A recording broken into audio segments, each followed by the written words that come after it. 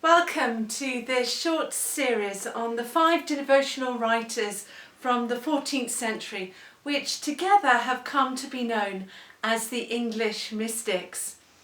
My name is Emma Pennington and I'm a canon here at Canterbury Cathedral. In the following 5 videos, one devoted to each writer, I invite you to explore with me these remarkable people, who they were, what they wrote, and how over 6 centuries later they still speak to us today. At first sight, these so-called English mystics seem rather an eclectic group of people with little in common to each other, barely reflecting what we have come to mean by the term mystic today. Richard Rolle was a hermit and a Yorkshireman, while Walter Hilton was an Augustinian canon attached to the primary of Thurgerton in Lincolnshire. Julian of Norwich, despite her name, was in fact a woman, living the enclosed life on the side of the Church of St. Julian's in, Norwich. And Marjorie Kemp, while she travelled the known world on pilgrimage, for her home was always King's Lynn in Norfolk. And finally, despite all attempts, the real identity of the author of The Cloud of Unknowing remains elusive and unknown. Despite their varied backgrounds, their styles of writing and intended audience all have certain outstanding features in common which brings them together for us today. The first of these is that they all wrote about God and the life of prayer.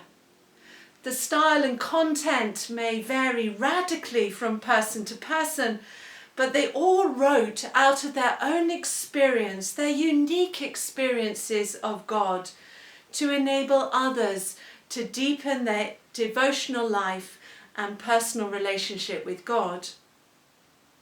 Secondly, what they wrote was highly accessible in 14th century terms, as they did not write in the language of the Church, which was Latin, but in English, the common tongue. Saying that, some of Rolle's writings are in Latin, but most of them are in the language of the people, so that the deepest truths of God could be open to everyone without the need for a priest to translate or mediate.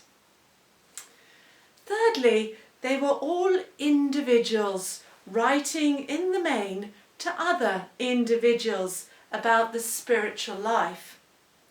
So they're not written as textbooks, but more like private letters which share thoughts, insights, as well as advice from personal experience. Given this directness and the nature of their writings, it's therefore not surprising that the works of Hilton and Rolle at least became as popular with ordinary people as they were with clerics, religious, and the enclosed. Finally, they all wrote against the chaotic, frightening, and destabilizing backdrop of life in the 14th century. In a way, all periods of history have aspects which are hard and momentous, but the 14th century saw a particular coming together of a number of factors which created a perfect storm of events that shook the fabric of society. War broke out in 1337 with the clash of the 2 great dynastic families of the time, the Plantagenets and the Valois, and peace was not to return till 1453. So began the 100 Years' War, as it came to be known by later historians. while Edward III, grandson of Philip IV, asserted his rights to the French crown. The implication of this took a great toll on common people. Not only were lives lost in distant French lands, but at home the population was ravaged by a strange disease that came from the Far East in 1346, wiping out thousands within a year of reaching these shores in 1348.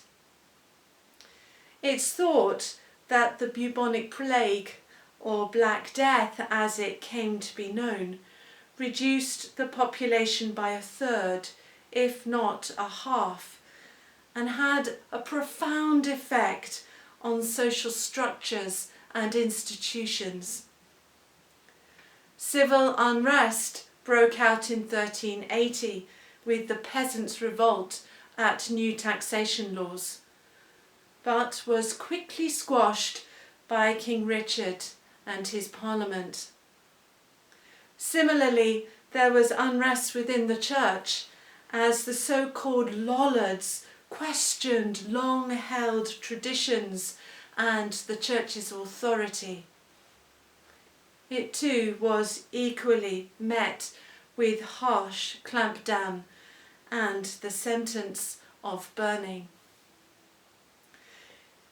Even as church and state sought to assert their authority over people, they in turn turned away and sought for answers to the suffering and chaos of the world around by looking within to the inner life and seeking the path which leads to the unchanging, ever-present love of God.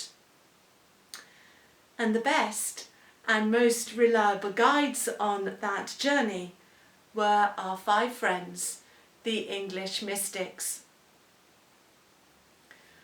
4 centuries before, Anselm had opened up a tradition of personal prayer that was intensely personal and intimately focused on the relationship of love between God and the individual. In the final chapter of the first book of the Ladder of Perfection, Walter Hilton paraphrases Anselm's words of introduction to his prayers and meditations. As we begin on our own journey, these words are as fitting and as relevant for us today as they were for Hilton and all who have sought to know God and themselves a little better. Now I have told you a little about the contemplative life as I see it, and of the ways in which grace leads us to it. And although I cannot fully experience and practice what I have been saying, I hope that my words, such as they are, will rouse me out of my negligence to do better than I have done hitherto.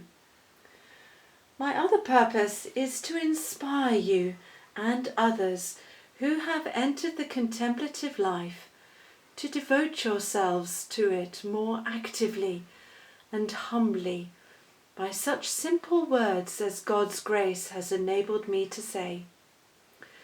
Therefore, if anything that I have said in this book brings you some encouragement or moves you to a deeper love of God, then thank God, for it is due to His grace and not to my words.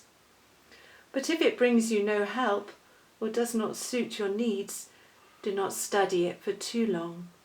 Put it aside till another time and give yourself to prayer or some other occupation. Use it as it suits you.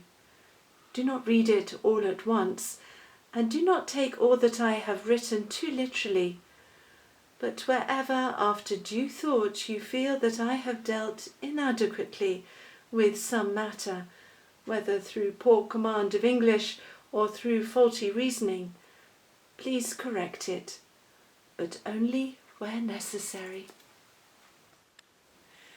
Next time we start our spiritual journey with the earliest of our writers, Richard Rolle, of whom it was said that as a result of his dismay at the aridity of the university curriculum at Oxford, stole his sister's shift and ran away to become a hermit. Thank you very much for listening.